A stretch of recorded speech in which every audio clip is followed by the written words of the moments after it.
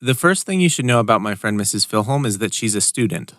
She carries around a bag full of notebooks which she scribbles in constantly as if everything around her were going to be on the test. She says that she has 3 or more notebooks in the rotation at any moment. Some are small, some are big, but all of them are covered in large, loopy writing and doodles. The next thing you should know is that these notebooks are filled with jokes, among other things. Mrs. Filholm is a student of comedy, and she's always looking for the funny. Increasingly, these jokes are becoming less tame. Some of them discuss adult topics that would make a school teacher blush.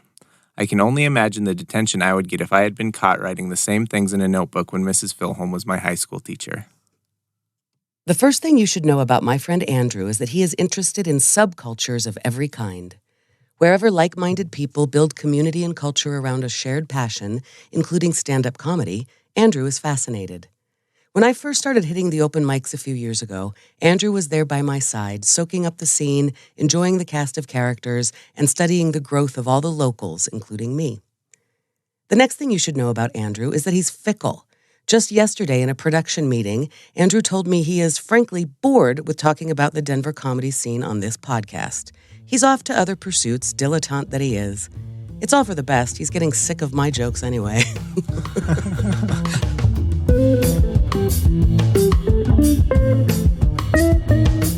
Welcome to Half My Age, a weekly show in which a 25-year-old adult and a 50-year-old child help each other make sense of the world.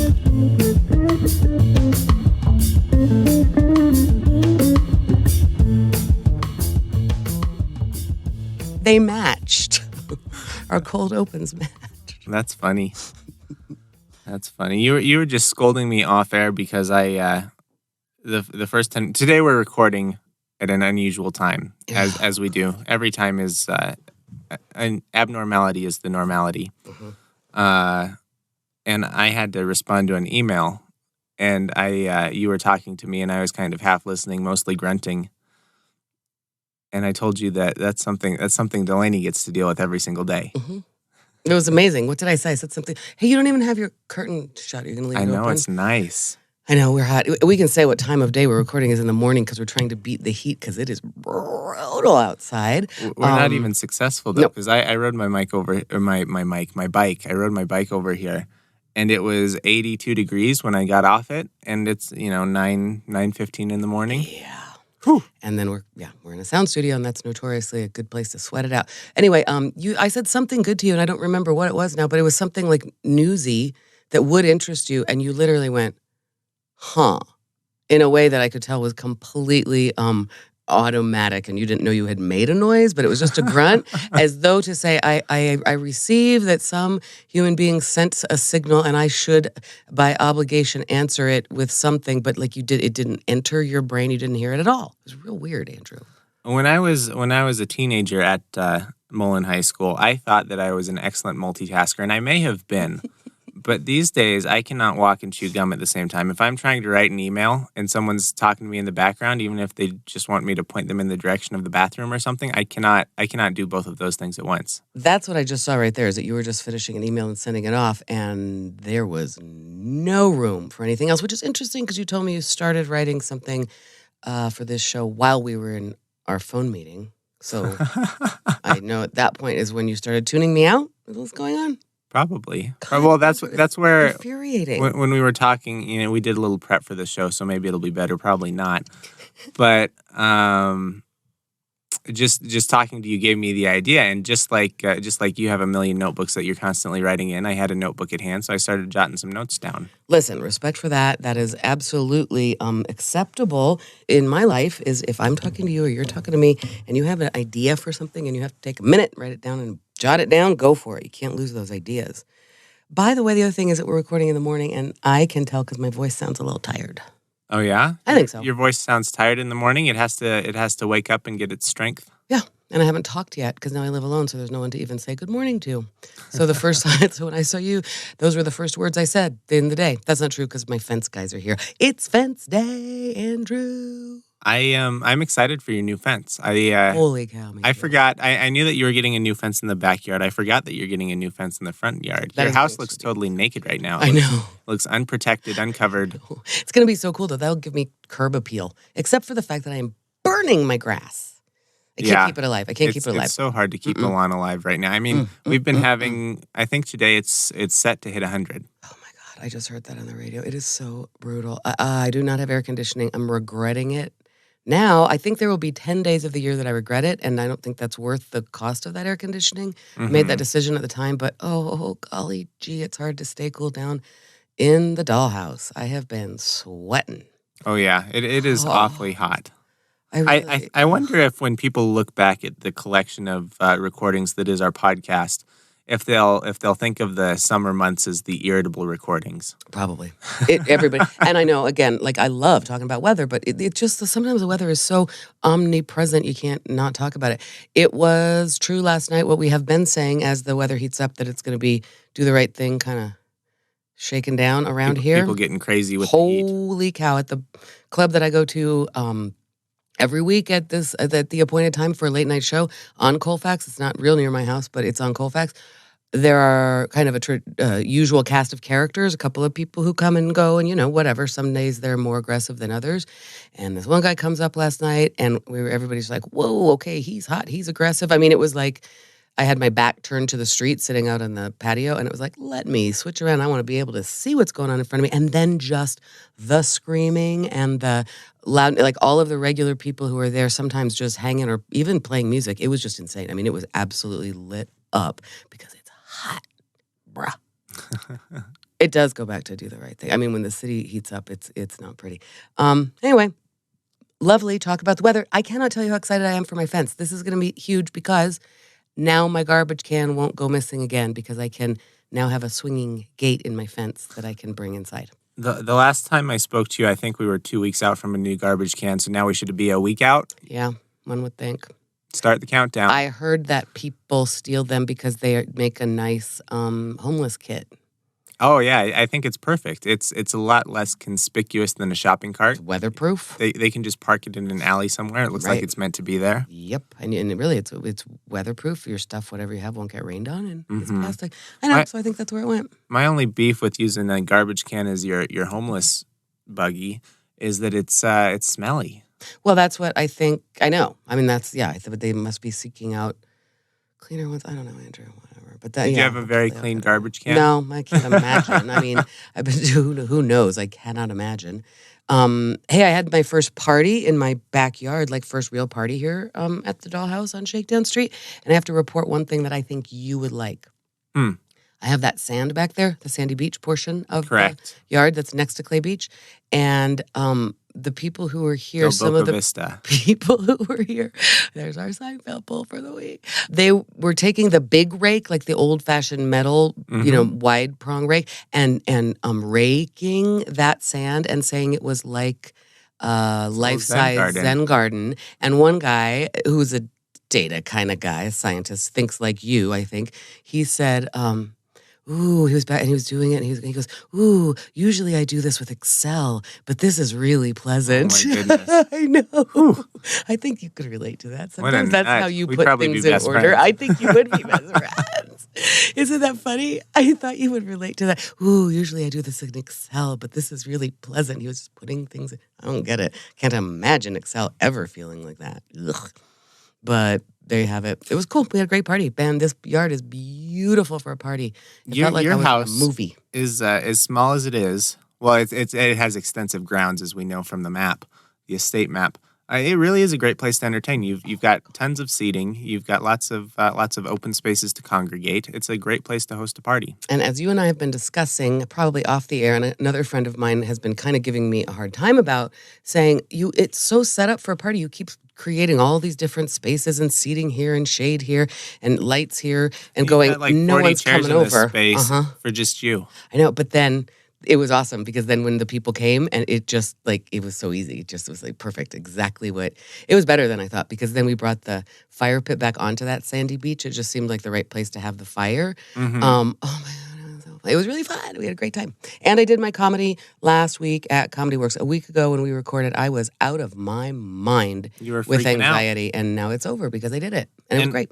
What our listeners didn't hear, it was in the after show that's unrecorded and unpublished. You had a major crisis last week you were dealing with, and you had to ask me some questions. I mean, we talked about it a tiny bit on the air, but Yeah, I was having a crisis because, as we have discussed, and as you discussed in your open today, um, yeah, I'm playing a little character out there in the comedy world that is edgier than anything I've ever done before.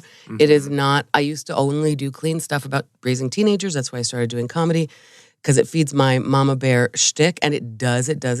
I still think even if I'm not doing content that's the same, it feeds it because it's such good practice to just be out there and all of it. So yeah, since getting a divorce, I have been doing content and playing a little character of a 50-year-old divorced lady. And as I've said, it's a little bit naughty. It's a little bit, It's filthy. It's not that filthy. You say I cleaned things it that up. would make an adult film star blush. No, that's not true. That's not true. I say things out there on the open mics that are tame compared to other comics. And then when I did my comedy work set downtown, it's not tame. It's a character I'm playing, but it was much lighter and more approachable. I mean, I didn't say naughty words, and I just cleaned up the language, because sometimes if you're late night at a club and you're trying to get people's focus, the best thing you can do is scream a foul word, or make it over that edge. That's not the audience at Comedy Works. So it really was a lighter and more approachable set, and it killed. But my big decision was, am I really going to put that out there?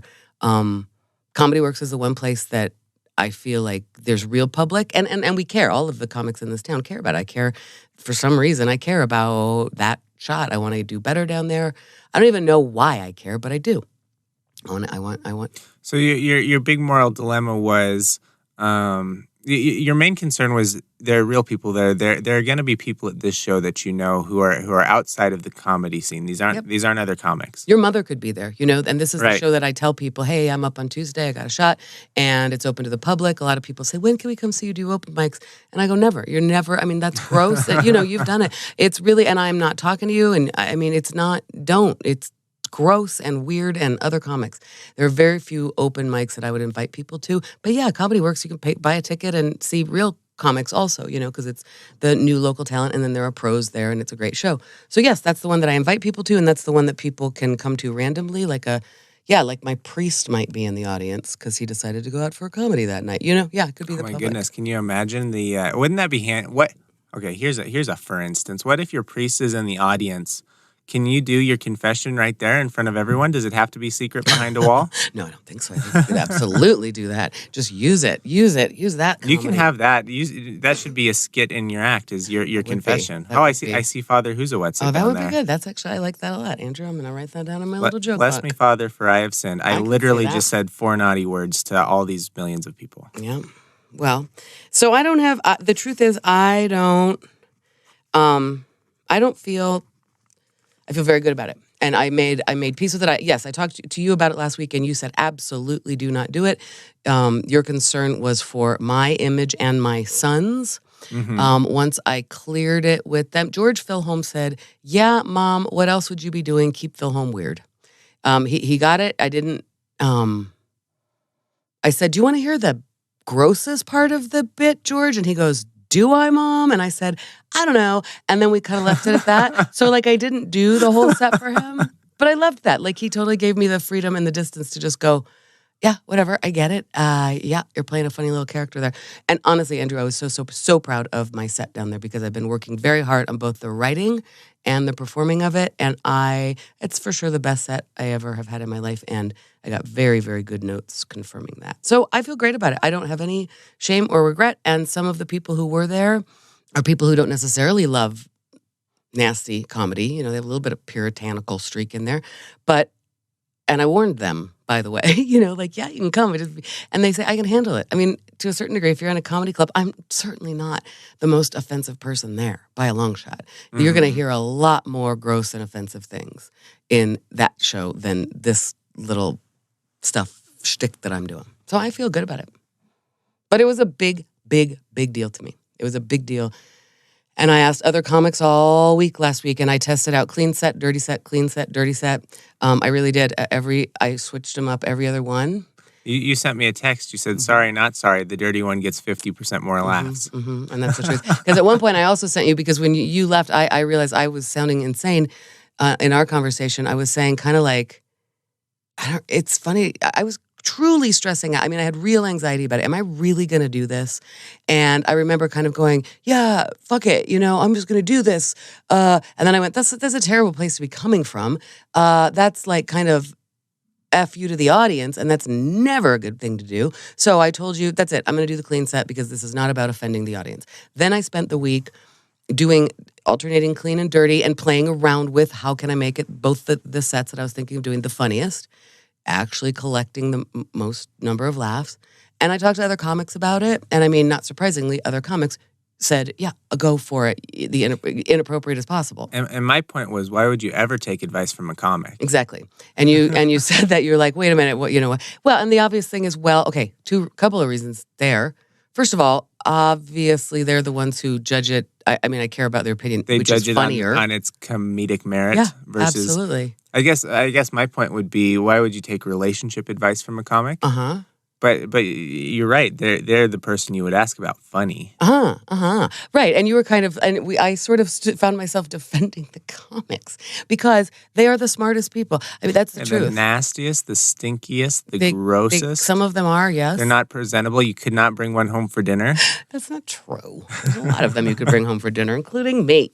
But you know what? That's something that I just realized. And I was kind of standing there talking to you last week, defending that. Like, you know what it is? They're so smart.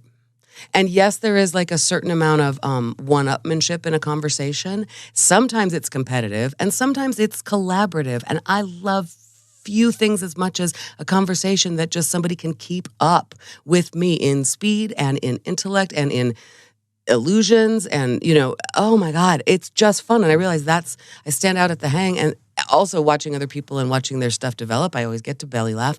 But man, when you're hanging out with these guys, they're funny and they're smart. And every single one of us is sitting there with a notebook rewriting something. So it's like standing around in some weird, it's a very personal endeavor, but it's like you're in some kind of little collection of, writers scribbling around each other. It's a very familiar environment to me from the theater.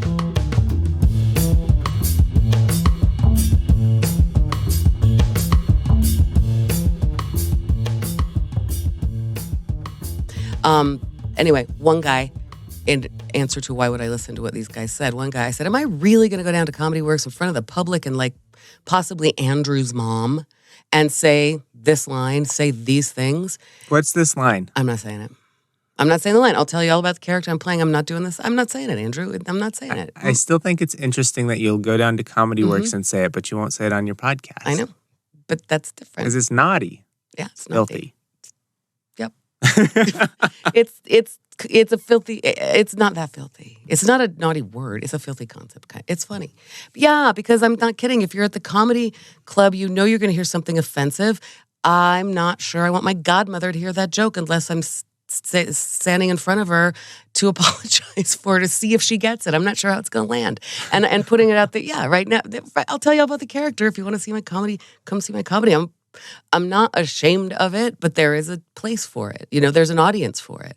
Anyway, this one guy, I'm saying, am I really going to go down to Comedy Works and say this thing and do this shtick? And he said, yeah, don't worry about offending the Comedy Works people. And I went, okay, good to know. I mean, that's fine. Because sometimes, they have holiday times where we have to do clean sets. And then he said, you have to do whatever set makes you feel the most alive. And it's like, I don't know this guy well at all. I really respect him as a comic, and he seems like a nice guy. I've never said that many words to him in my life. It's like, holy shit, bro, way to see into me. How come he makes you cry, and when I say follow your heart, you laugh? Because you're mocking me. Because you're saying follow your heart, as you're abdicating any interest in my conversation. What he said is absolutely a follow your heart. I know, but he said it in a real way. When you're saying it, you're abdicating. You don't want to talk about it. You're using it as a conversation ender. This guy, that was the other thing, standing around all week and talking to other people out there, hey, am I really going to do this? Not one of them went, I don't want to have this conversation, or why are you asking me, lady? Or that's a weird question. Or They went, oh yeah. They went right into, everybody knows what I'm talking about. It just, and it doesn't. I wonder if every comic goes through that.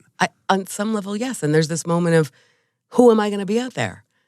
Who am I going to be? And when he said makes you feel the most alive, I had been standing here talking to you, why am I even doing this? Why do I want to be funny? I think this just feeds my mama bear thing. Nope, now it's a competition with myself to see if I can actually make people laugh. And oh my God, I can show the Comedy Works people downtown this other side of me. Why do I care? I don't know. Why am I doing this? Why am I doing this? Well, that motherfucker nailed it. I'm doing it because it makes me feel alive. Isn't that weird? I don't really know what that's about right now. I really don't know why and where I want to take it or what my goals are with it, but that hits me in my soul. And like I said, sitting around in the green room getting notes reminds me of theater school. It's one of the most fun. You're looking at this ragtag group of people. We have nothing in common. I'm sitting on the floor, crisscross applesauce. Everybody is getting notes. You have to be humble. You have to be prepared for any kind of, feedback to this thing you just went out and did, which is super vulnerable. Other people are helping with the notes. It's a super fun and familiar place for me. So that's why I'm doing it. I don't know. Anyway, but I have absolutely no regret about what I did. It was a big and emotional moment for me, and there was a little bit of I'm trying not to blow stuff up and be rebellious and defiant, right? We've been talking about that. And so I really had to check with my soul. Part of this was a little bit, it was a little bit in the face of all of the voices, and most of them are not in my own head, who have always told me, Lisa, you're too much. Why do you need so much attention? You're such a big mouth. Why are you so crude? Why are you so, there was a little bit of me standing there and going, this is who I am. And I'm going to, put it out there. But then, like I said, I wanted to make sure that it wasn't just defiant and aggressive and in the face of the audience. And it wasn't. It was received so well. It was exactly right. It wasn't me putting a safety pin through my nose, like an adolescent defiance, I think. It was a claiming of, no, this is who I am. And enough people in my real life whom I spoke to about it said, I don't think anybody would be that surprised. You have a pretty foul mouth. It's not like we think you're sweet and a delicate flower. So if somebody shows up at that comedy place, they're probably not going to be that surprised. That's probably true. So it making you feel alive. You compared it to theater school. And we've talked on this podcast before about how you've always loved to perform. You showed me a news clipping about, I think you were teen theater whiz. Yeah. You were 12 years old or something in Arvada, Colorado, and you were the star of whatever production they were putting on. I had written a play. What's next? Is this like heroin? In order to continue to feel alive, do you have to do more and more and more? Are you now because when we talked last week, you had mentioned, well, my goal was never to be a comic. I'm not. That's not why I'm here. Has that changed since you did this big show? I don't think so, because I cannot imagine doing the struggle and the hustle for that. I mean, serious. I see other people who are doing it, and I respect it. I mean, like literally, you go on the road, you get booked in Tennessee, you get booked at a festival in Kansas City, you do competitions. I don't think so. I can't imagine. So that's a really good question, and I question that. I ask that myself. If this is what makes me feel alive, is it just addictive? Well, you said that you can't imagine the struggle and the hustle for that. But if you're not a comic, it's the struggle and the hustle for what? I know. Right? Then you're the masochist who goes up there for no reason in particular, just to beat yourself. Except that it's not beating myself. It's fun, and I feel so smart and great when I It's also like accomplishing. We've talked about how it's getting better. It's like I don't know. Some guys play like recreational basketball. Or hockey? I guess so. Or I guess lacrosse? you don't want to squash the bunny. You don't want to crush the bunny. I was going to say, well, if you enjoy it so much, why wouldn't you make a career out of it? Or why wouldn't your goal to be the best comic out there? I know. Because I can't. That seems impossible, and I don't get the path to it, and it doesn't sound fun.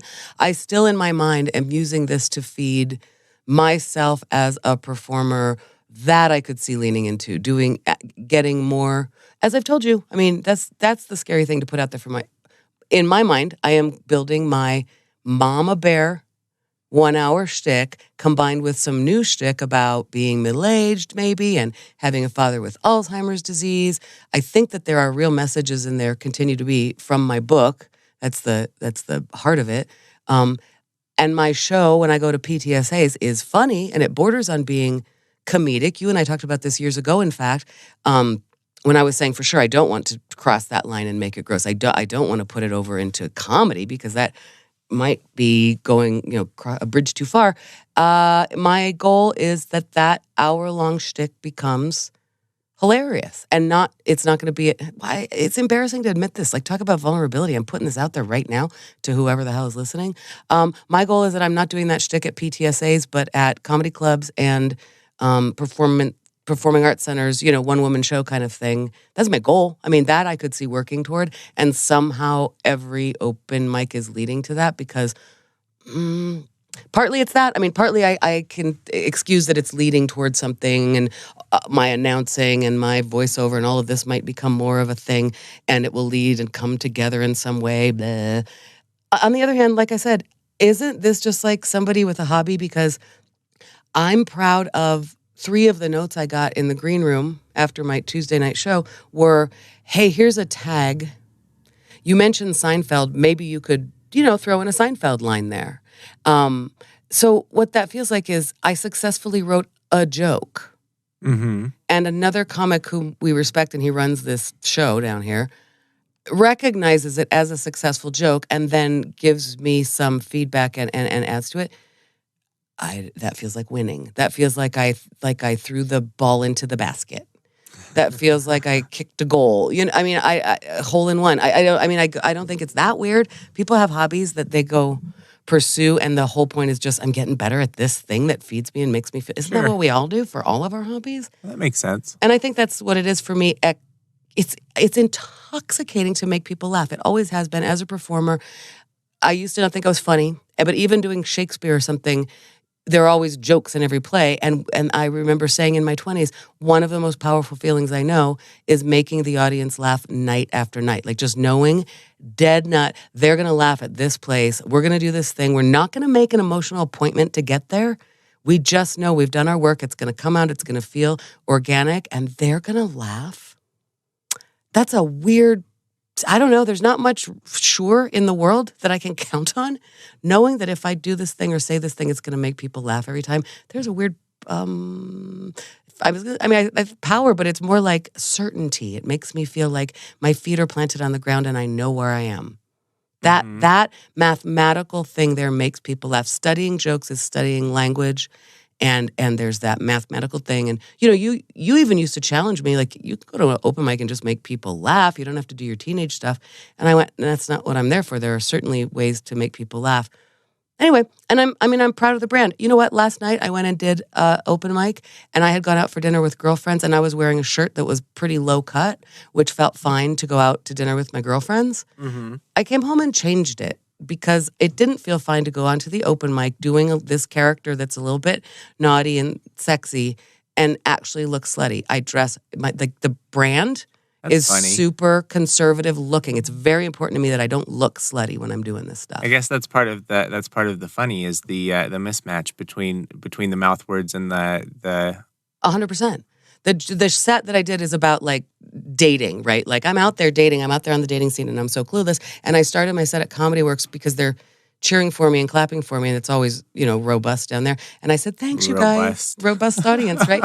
Unlike at the bars, let me tell you. Like your morning cup of coffee. Mm-hmm. So I get this response and I took it and I said, thanks, you guys. And I said, wow, I really feel like you're rooting for me. That's how I started. And the note that I got from the director of the show is, the character you're playing is so approachable because she's not a bitter 50-year-old divorcee, and that's one place people can take it, and they rant and rave. And he said, you're very affable and appealing, and that's exactly right. I look like I'm friendly and not slutty, and so then it is funnier and more approachable if I can say one or two kind of things that are slutty. You're going for the Sarah Silverman thing, which is seemingly this very sweet little...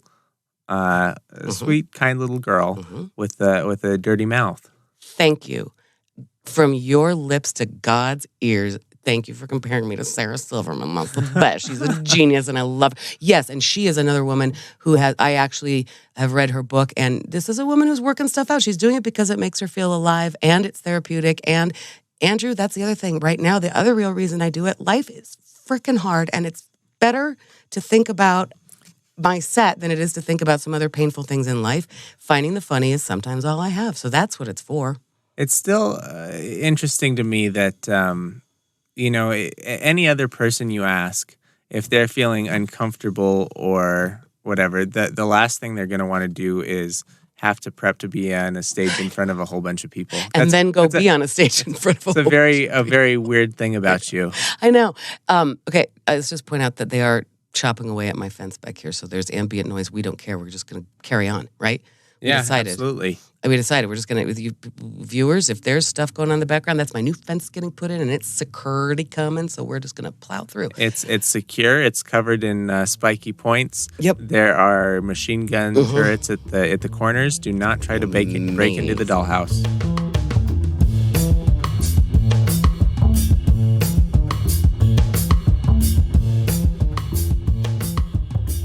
So you were just saying that that's such a weird thing that I do with my anxiety. Yeah, that's a very, it's weird that would make you feel less nervous or less anxious than more nervous or more anxious. Well, see, I've been told my whole life that that's weird, and that wanting to perform or needing to perform is weird. And like I said, why do I need to do that? Why do you need to tell jokes? Why do you have to be such a show off? And there came a time very recently where I went, you know what? I don't know why. I'm kind of tired of apologizing for it. And also going out there, that's the other thing. When somebody says, do whatever makes you feel the most alive, you realize, I'm not that weird. There are 50 other people in this room right now doing the same exact thing when I'm out at the club, There are people from age 17 to older than I'm not that weird. There are other people out there doing it. We just didn't know about it. I did. I knew them in the theater. I knew them in art school, but I haven't been hanging around with as many of them. I don't know. There's definitely something about that. Is just like I said, there's sort of an understanding when you're talking to somebody else who's out there telling jokes. You can go up to them and say, like, what's a funny container? What's the funniest like container that you could fill with, and they will answer your question. Mm-hmm. They'll sit there and answer that. You know what I mean? You would go, What's your?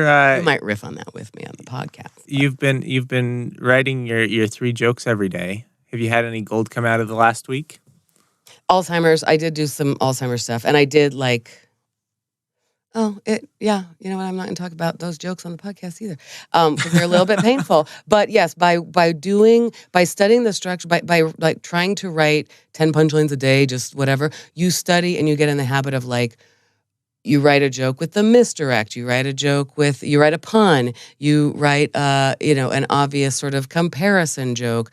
And so that I do think gets those muscles flowing. So that writing about Alzheimer's, last night I went and did, an open mic, a fun one that I like I said, on Colfax. Oh my God, the crazy people. And I tried a new bit about Alzheimer's disease, and I wrote the jokes that night before I went up. But like I said, they were percolating, and because I think I'm in that habit of like writing jokes and understanding the structure and just being in the habit of it, that I did last night something I had just written, and it was fine. I mean, it was fine to play with, and I said, this is one of the first times I've done that. I had my notebook in hand. I had written it there at the bar. And I said, hey, now I'm going to try some hilarious stuff about Alzheimer's disease. The great thing about having a father, like that. And everybody knows that I'm working it out. And they kind of laughed where it was appropriate. But everybody knows I'm working it out. And these jokes will get tighter and tighter. And watching that in my own work and in everybody else's work, again, so fun. I think writing is fun. I think words are fun. Watching my own set, how I took, like the first 10 seconds of that set used to be a 3-minute long thing. In January, that was 3-minute long thing about writing a thank you note and banana bread. And now it's the first 10 seconds and that's it. And I've gotten 3 laughs already. Fun. Efficient writing. Sure. I should be doing it for money. I mean, that's the sick thing. My mother asked me recently how much money I make doing the open mics. Well, I think I asked you that on the podcast before. Are there joke writers in the same way that there are, people who write hit songs and sell them to Taylor Swift or whatever to go and make famous? Oh, yeah. In fact, I've got a new podcast that I'm listening to. I think it's called Good One. Mm-hmm. And it's the guy interviews, I'm looking it up. The guy interviews writers or comedians about their jokes, but I listened to an episode with late night writers, like a writer from Good One, a podcast. about jokes. He interviewed like a writer from the Samantha Bee Show, a writer from Jimmy Fallon, a writer from an SNL, that kind of thing. So late night writers. And yeah, there are all kinds of ways that you can do that. You can send in lists of jokes to people. You can submit, what do they call them? There's like requests for proposals, creative, and you can submit your pitches and stuff. I can't How do you price a joke? Do you get royalties every time they go on stage and do it? I don't know. I mean, no, it's not. No, it's going to be like for a late night show. You're going to be sending in jokes, pitching something, and hoping that I don't know. I don't know if there's really any more in this industry. Like there probably is somewhere a pay per joke, but I'm just saying. You would submit like I'm going to write a story or I'm going to write a sketch for this show. It feels. I don't know. I mean, yeah. It feels more like I should be taking this energy and like maybe working for an advertising company where you like consolidate. Yeah, exactly. You consolidate information. I mean, like that's the way that I can see monetizing it. I cannot see at age 50 moving to New York City and hustling as a show writer. I should have done it back in my 20s and I didn't know that I could. I don't know. I've really enjoyed the change in advertising that we've watched with the rise of social media, of brands becoming funny and brands like Wendy's getting in an argument on Twitter with Burger King. I think that stuff is hilarious. And but that's just a new. I mean, do you remember the funny was always part of advertising, especially like in my growing up. Wendy's was famous for "Where's the beef?" Yeah, there was always funny in advertising, and I should have gone into advertising. Now, like they, well, I guess now they have several mediums to engage with customers that they didn't have previously. I mean, previously you might have a TV ad or you might have a print ad, but there wasn't any real time in the moment kind of. Oh yeah, fun.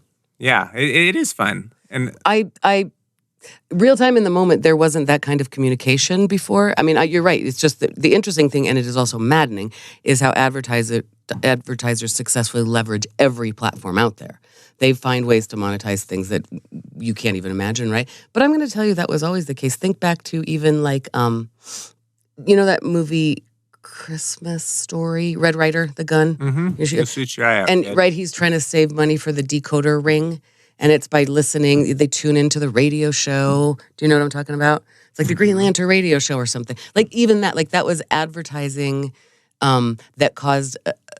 The equivalent of that sensation in the 40s and 50s was like, it's a must-see TV show. It's everybody gathers around, and it's really based on the advertising, and we all are sucked into it. But you're right. I mean, I enjoy the way that to me, I honestly should have gone into advertising because that's exactly, it's writing, having a Twitter war, Wendy's versus Burger King. I mean, these are hilarious things. Finding ways to influence with often humor, comedy. That seems like the culmination. That seems where all your skills come together is in advertising. I want to tell you how sickening that is because I was begged when I was graduating college, begged to go into advertising by people who could have helped me. What did you do? You went into acting? I said that would corrode my soul. Sure. I said, frankly, Mister Shankley, which is a Smiths reference. You can take this job and shove it. I said, I'm not working for the man. I said, I have these grand ideals, and I am not going to work a 9-to-5 job. Andrew, it was so terribly misguided. No, believe me, there is so much of me that goes, what the heck was I thinking? You don't have to go work for a mortgage company. You could go work for Babyfoot. I know. I mean, why did my 21-year-old self not believe that? Because I was a restless, broken, horrible adolescent person who kept getting in my own way. I wrote a book about it. I mean it. It, like you just said, that breaks my heart. It kind of seems like a combination of all the things you're good at. It sure the heck does. And I was obsessed with advertising as a kid. I wasn't even really allowed to watch TV, and I studied. Why do you keep saying was, and like as if this ship has sailed and there's no opportunity still today? Because I'm not successful in the business of advertising, and if I went right now and got a job, it would be so bottom level copywriter that first of all they probably wouldn't hire me because they think I wouldn't stay or want the job, and it's going to pay honestly because I'm competing with 24-year-olds. If I'm going to start at the bottom, I'm not in advertising. What if instead of going to a big company where you're expected to pay your dues, you go and find some mom and pop and run their advertising? Maybe. Yeah, maybe. I don't know. I feel like in this day and age, I feel like actually in the communications industry and like branding and marketing and stuff like that, I feel like I am old and people, and even if I am savvy, people don't believe it. And I'm competing against 24-year-old. Anyway, you're right. Here's what I should do. I've always kind of dreamed, they're not in Denver anymore, but like I wish I was a writer for Chipotle. Yeah. Because I always love their stuff, and they have like all these different approaches to just even stuff on their packaging. And there's real creative writers working on that stuff. And I've always thought I should just walk into their offices, corporate offices in Denver, and go, "Hello, you should hire me as a writer." Yeah, maybe it's something like that. I don't know, Andrew. I don't know, but it is just kind of painful to go, "Oh my God." People who knew, who could have helped me, who could have given me big time career in Chicago, New York, when I was graduating college, begging me, please go into advertising. It's everything. It's the culmination of everything you love. And I went, no way, I'm going to theater school. What? When I was in college and we were getting drunk in the middle of the day being funny, that was prime training for, I mean, that's real Mad Men stuff, getting drunk in the middle of the day being funny. Oh, yeah. I read I'm training for advertising. I thought you meant for acting. That's interesting, yeah, because I couldn't really be a drunk and be an actor. That's the truth. That I don't know. It just feels sort of sad to be 50 sometimes, Andrew, and go, wow, because then I didn't do anything with the acting degree because I decided to have children, and then Well, when I sure you regret did. that, You went to be a teacher and you were on stage every single day. yeah, I know. See, And now you went to acting school, and now you've got a passion for being on stage and working through things in the green room with your comic buddies. Like it's not something that you can regret because it's given you so many things. Yeah, that's right. I think I guess you know what I would like to say to teenagers as though they were listening. I mean, and we talk about that, like just white knuckle it, hold on, get out of there, don't take anything too seriously. The things that I loved when I was 22. Now, I'm saying on one hand, I went to theater school, so part of me knew that I was a show-off and I was embracing that, and I think it was a similar moment to what I'm having right now. And then somewhere along the line, I thought, I don't know, I didn't trust it. I didn't see the path for it. It felt like I'm saying about comedy, like, why am I even doing this? Why am I putting my time into it? Right now at 50, I have for the first time in a long time, this is just my time, and that's part of it. I'm just messing around with my time and enjoying the fact that I don't have to care about other people for right now, and I have a lot of anxiety, so I get to express it however I want, right? I don't know. There's just something that I wish I had trusted back in my 20s. These are the things you're good at, and these are the things that bring you joy. Just go with those. Just go with those. I think too many times I would step forward into that space and then somehow, some perceived, I would talk myself out of it. And I don't know if it was actual real people telling me you're too much or if it was perception in my own head. I don't know, but I talked myself out of it and I would, get in my own way every single time, and I see, there was one time recently, like, I don't know, a year ago, in the winter, I saw a duck walking on the ice towards some water, okay? So it was a lake that was partly frozen. And I saw this duck walking on the ice, clearly walking to the edge. He wanted to go into the water and swim. And he was slippy, slidey on this ice, like comically walking. And then he gets in and swims finally. And I'm going, it reminded me of teenagers and young people. Don't you know you can fly? You're just slipping and sliding and make it difficult for yourself. And you're like, literally, you have another choice that just seems so much easier and what you were born to do. Don't you know you can fly? And I think that back to my young self and to the young people I see and care about when they are in trouble or struggling. Man, don't you know you can fly? Just get out of your own way. Just go and let your light shine. And too many times I didn't do that. So part of this is me at 50 in, like I said, what is slightly rebellious way, but I am really gut checking that it is not defiant to be defiant. There's a certain part of me stepping into like my Independence Day and going, I'm putting this out there. This is who I've always been. And sometimes, okay, another example of that, I always try to look normal. Like I said, the character I'm playing on stage, I make sure it's pretty classy and covered up. I don't want it to look slutty. And I told my friend once years ago, I said, I always, when I leave the house, I am just seeking to be normal and I just look like a normal person and fit in and not make waves. And she said, really? Because you suck at it. I was going to say with varying degrees of success. But that is actually my point. When I leave the house, I always feel like, well, I just look pretty. And obviously, sometimes I look like a lunatic with this hair that just keeps getting shorter and whiter. I don't. Like, to me, it looks like pretty good though. I am trying to fit in, and I wish, I guess, in my 20s that I had just known. Why are you trying to fit in? Don't you know you can fly? Just do your stuff and try not to hurt other people, and you're going to be fine. I guess I wish I had trusted that a little bit more in my 20s, and I'm making up for it now at 50. That's the real kind of quality intergenerational gold that we thought we were going to have every single episode when we started this podcast. Really? Right? The advice that you have for 20-somethings. No, I thought it was the advice that my 20-something friend gives to me, Andrew, helping me be an adult. The irony is it never works out how you expected. Yeah, exactly right. But you did send me a chart about intergenerational things. I did, and last podcast we talked about maybe getting rid of the cold opens, first thing you should know about, and replacing it with some other more structured kind of content, just to guide us so that our discussions don't get too airy-fairy. It's such a weird term that you use. Can I point out about that? We were bored with it last week, those cold opens, just to tell our listeners, because we did go back to it, as you heard, and we both wrote pretty golden ones this week. I said to you, I don't really mind writing them, and I kind of like that's the way our show opens. Are we really ready to ditch that? We decided we're not. I do think it's worth right now for our new listeners to remind them why it is that we do that, just real quickly. We do that. We do those cold opens because very early, first podcast, we talked about a podcast that I liked, an old episode. We'll put it in show notes of This American Life, Jonathan Goldstein, where he describes a friend, and the writing was just so clever and had this little turn that's why we're doing it. We decided to do that for each other every show. Yeah, and it's been fun. It's been for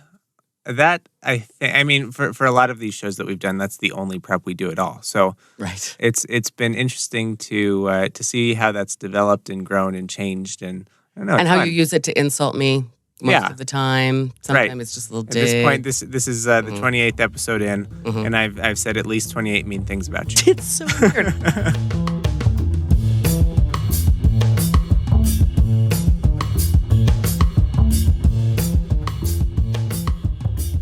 Anyway, back to the generational differences chart that you pulled up. This is a data-y thing that you thought maybe we could discuss. Yeah, this week I've got a chart, and I was looking when I was searching on the internet, I was looking for one of those things where it's some topic, maybe it's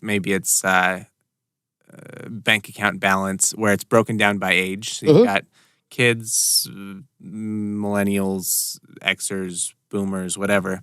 And for the life of me, I just couldn't find a good one in the 15 minutes I spent looking for it. Mm-hmm. But I found this thing, which is it's not a graph, it's just a table, and it's got kind of the breakdown of, it's called the generational differences chart, and it goes traditionalists, baby boomers, Gen X, and millennials. And I actually had the first, when I was at that lacrosse tournament in Vail. Yeah. For the first time ever, I realized that I'm not the youngest generation. You said that, right? You said you felt like an old because you were on Facebook, because you roomed with a 16-year-old. Yeah, I roomed with a 16-year-old, and he said, I'm not a millennial. He, the person talking to me, is not a millennial. I'm like, well, what in the world are you? And they don't even have a name yet, but they're not our generation. What are they? They've got Ys and Zs. They've got Ys and Zs. Yeah, Gen Y and Gen Z. So I would be Gen Y, and he would be Gen Z. Gens. I feel like you're a millennial. You're not? I'm a millennial. What's a 16-year-old right now? Oh, well, look at Gen. It's not in this chart we're looking at. Y, Gen Z. There are definitely names for these kids. Gen X, Gen Y, Gen Z. What's the source of this table that you pulled out? Because there's some janky writing there that kind of pisses me off. It is WMFC.org. Hold on. Born between 1995 and 2015. We're calling them Gen Z. But there's also this, Gen Y is you're millennials, because we're Gen X. Okay, so it's alphabetical. So Gen Y, but there's Gen Y.1, which is you, and then there's Gen Y.2, which is older than you, like 29 to 39.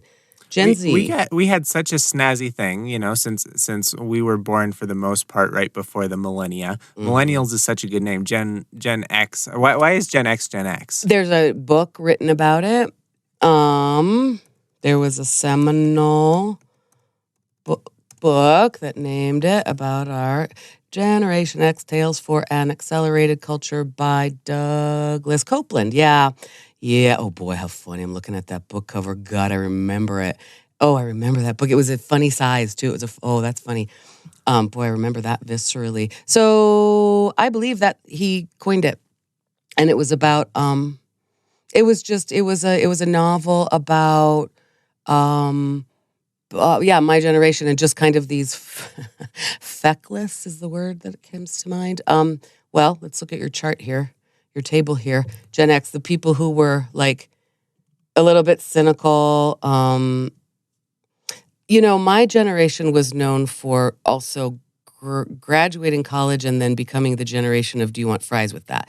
Like getting McJobs. Yeah, that's one of the bullet points in here is it's the first generation to have to be worse off than their parents. Exactly right. And we were very much aware of that. And when they say that we were cynical, I mean, really, and look at there's so many, there's so much in like movie making and stuff at the time of representing that. We were cynical and lost and smoked a lot of clove cigarettes and had a kind of displaced sense of rebellion because we weren't getting jobs, and also when we came of age sexually, AIDS, and we were so cynical, and yet it was the 80s. So like the struggle, I mean, it was, oh my God, it was the 80s. I mean, it was what a weird time.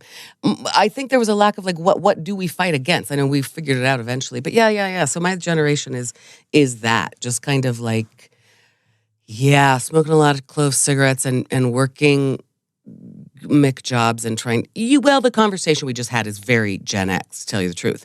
And why do I do things like be funny, but I don't know, but I follow my heart and I go and do comedy every night and it seems to have no purpose and all of that. Anyway, there's Gen Z past you guys. This chart, I mean, I've seen like things like this a lot, especially writing my book, right? But what do you think about it, Andrew? I think it's interesting. I also think the people who I know to be Gen Xers, basically you and my parents, are the very first few years of what this chart defines as Gen X, right? Yeah, we are. They're a hair width away of being boomers. Mm-hmm. So what kind of differences did you notice between Gen Xers and boomers? Because you would consider, are your parents boomers? What's the biggest difference between you and them? No, wait. See, that's the thing. My parents are right on the edge of traditionalists and baby boomers. My dad was born in my parents are older than baby boomers, technically, according to this chart. They're just in the other edge. That's interesting. My parents, the difference, I mean, they're my parents, so that's all I rebelled against my whole life. What's different? Everything. So on the, let's see what page this is. 1, 2, 3, 4. On the fourth page down is a work ethic thing, and it's kind of a big header. Yeah. And I like the difference between, traditionalists, which are dedicated, pay your dues kinds of people, work hard, respect authority, and then boomers are driven, they're workaholics. And Gen X, they're all about balance and work smarter, not harder, whatever. And millennials it says ambitious, what's next? Multitasking, tenacity, entrepreneur. Well, I think that what's next means like if there are crazy studies out there now like your generation and beyond the Gen Zers, they will have 13 different like careers in their career. They'll switch so much because we don't know what's next. And as teachers, we say that a lot. Like we don't know the jobs of the future. We have to train you with critical thinking skills because it's true. How many jobs right now exist that we could not have predicted even 10 years ago? I think that's an interesting point. Is a lot of the things that exist now may not have existed when I was in grade school.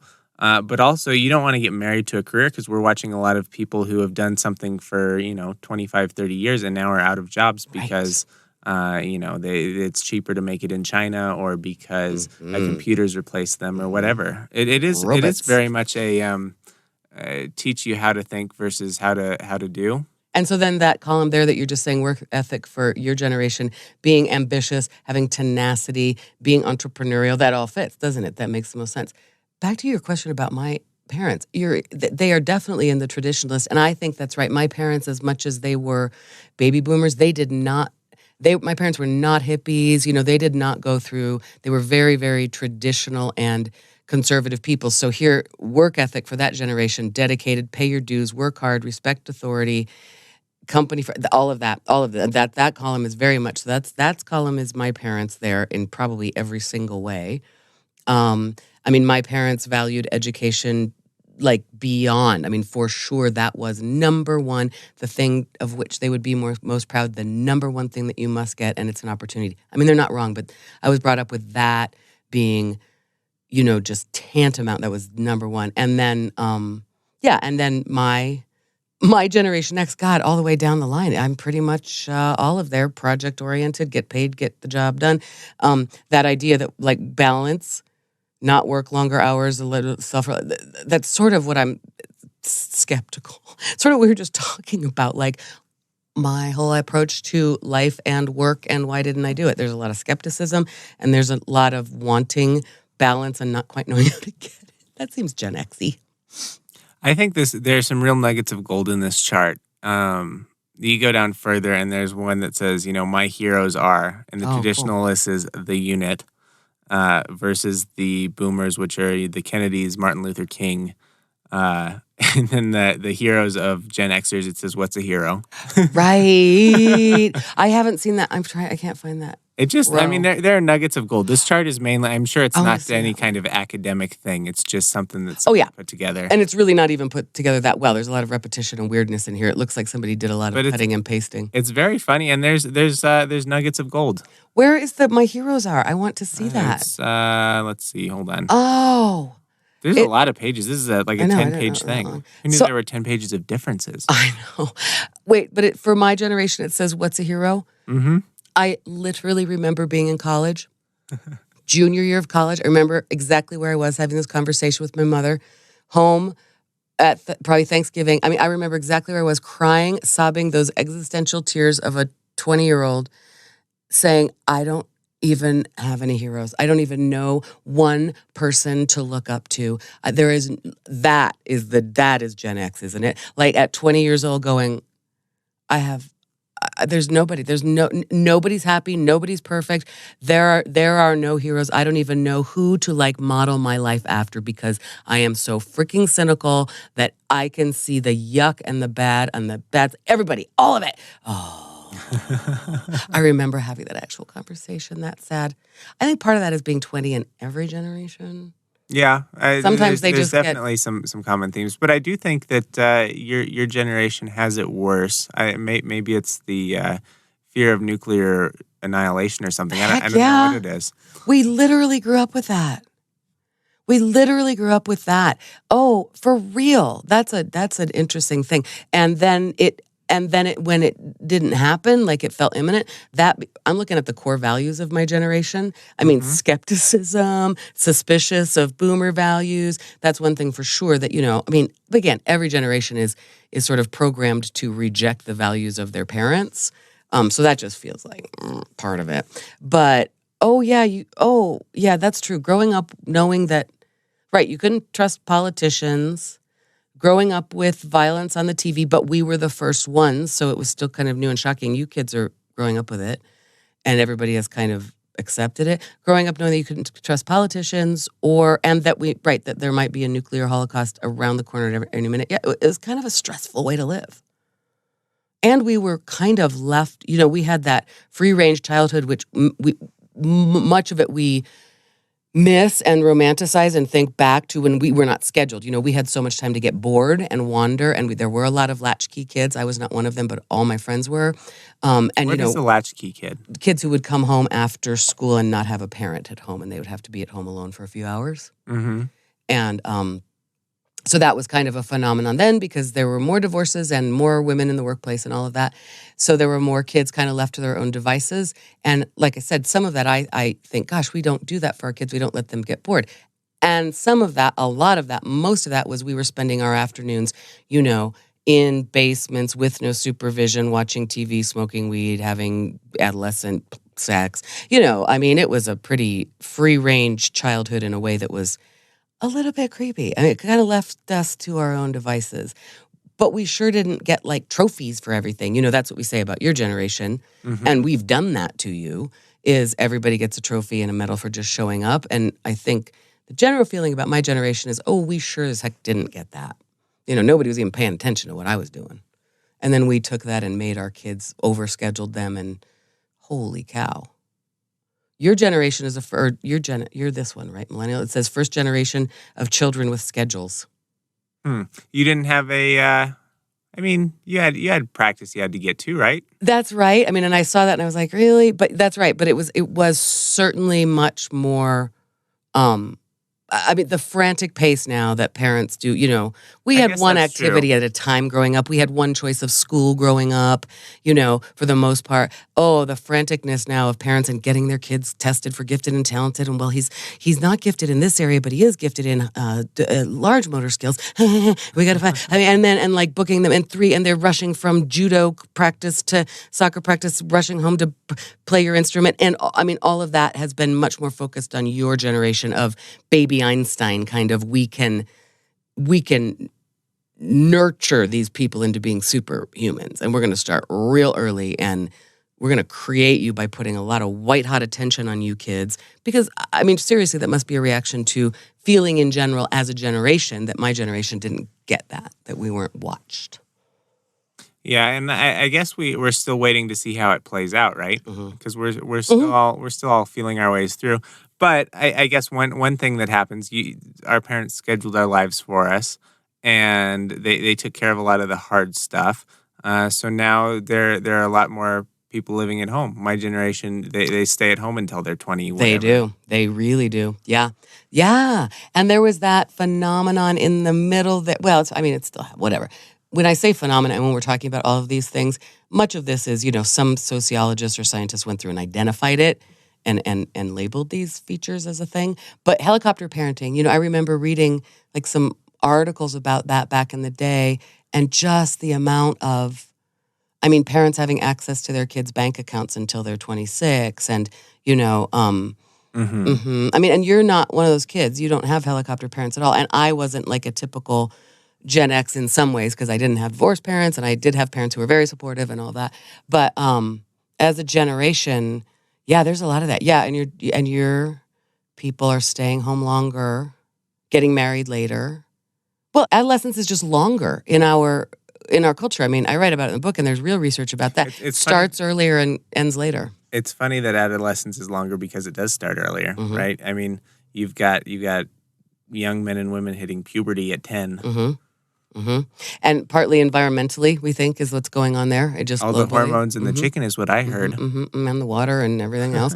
It's probably true. And so it starts earlier and then it ends later. And the funny thing is, the idea of adolescence, of teenagers and teenage culture, relatively new construct in our Western society, right? It used to be you're a kid, then you were an adult. And maybe you did something like service or war or something in between. Usually college was the best model. But you were a kid and then you were off, and you're expected at your age to be buying a house and getting it, right? That was normal. My parents got married at age 25 and were a little bit old, to do it. My mom said she felt like an old maid. I think she was actually 26. But anyway, so that's interesting to me. It's a new construct, and now we are extending it. Yeah, it's a little bit funny, isn't it? I don't know what to make of it. I think when my parents were my age, they would have just had their second kid. They would have just had me. Yeah, exactly right. And I haven't even started. I'm not even engaged yet.